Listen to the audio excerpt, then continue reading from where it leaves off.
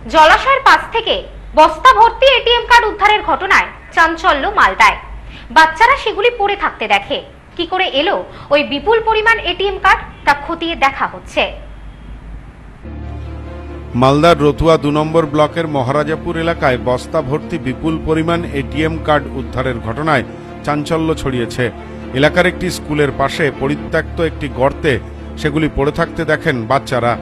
উদ্ধার হওয়া এটিএম কার্ডের মধ্যে স্থানীয় এক ব্যক্তির নামে একটি কার্ড থাকায় বাচ্চারা ওই ব্যক্তিকে কার্ডটি দেয়। এরপরই বিষয়টি জানাজানি হয়। কি করে কার্ডগুলি এখানে এলো তা নিয়ে উঠছে নানা প্রশ্ন। ওই এলাকাতেই রয়েছে বঙ্গীয় গ্রামীণ ব্যাংকের একটি শাখা। এটিএম কার্ডগুলি সবই বঙ্গীয় গ্রামীণ ব্যাংকের বলে জানা গিয়েছে। স্থানীয় এক যুবক বলেন, বাচ্চারা কার্ডগুলি নিয়ে খেলা করছিল। ওদের কাছে এটিএম কার্ড দেখে জিজ্ঞাসা করতেই বিষয়টি জানাজানি হয়। এই এটিএম গুলো মহারাজপুর কেফাতুল্লাহ হাই স্কুলের পিছনে যে একটা গর্ত আছে সে গর্তে পড়েছিল।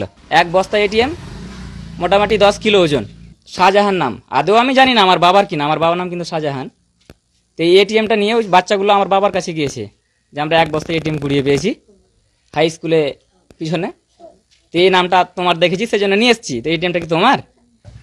যে এটা ডেট কিন্তু আছে 2024 এক্সপায়ার হবে। তার মানে এখন 9 বছর আগে এই এটিএমটা কিন্তু বেরিয়ে এসছে। 9 বছরের মধ্যে যদি কাস্টমারের কাছে নাই পৌঁছুক অসুবিধা নাই, তাহলে আনপ্যাকিং করা কেন হলো? এটাতে কিন্তু সাথে পিনকোড সাথে আসতো। সে পিনকোডটা কে খুললো, কে দেখলো, আর ফেললো কেন বাইরে? ব্যাংক কর্তৃপক্ষ জানিয়েছে কার্ডগুলি গ্রাহকদেরকে ইস্যু করা হয়নি, ফলে কোনো আর্থিক লেনদেন সম্ভব নয় ওই কার্ডগুলি দিয়ে। এটিএম গুলো ছিল, এটিএম গুলো অলরেডি রিজেক্টেড হয়ে গেছে।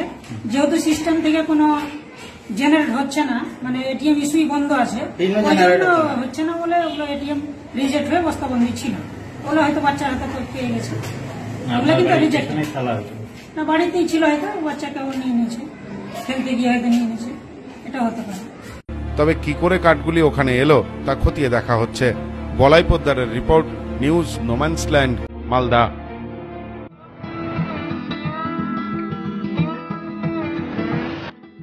ভারত বাংলাদেশ সীমান্তের কোলে শান্ত কোলাহলমুক্ত গ্রাম্য পরিবেশে সমস্ত আধুনিক সুবিধা সহ পরিবার বন্ধু বান্ধব নিয়ে পিকনিক অথবা 2-1 দিনের জন্য ছুটি কাটাতে চান, অথবা কোম্পানির কনফারেন্স রয়েছে তারও সুব্যবস্থা।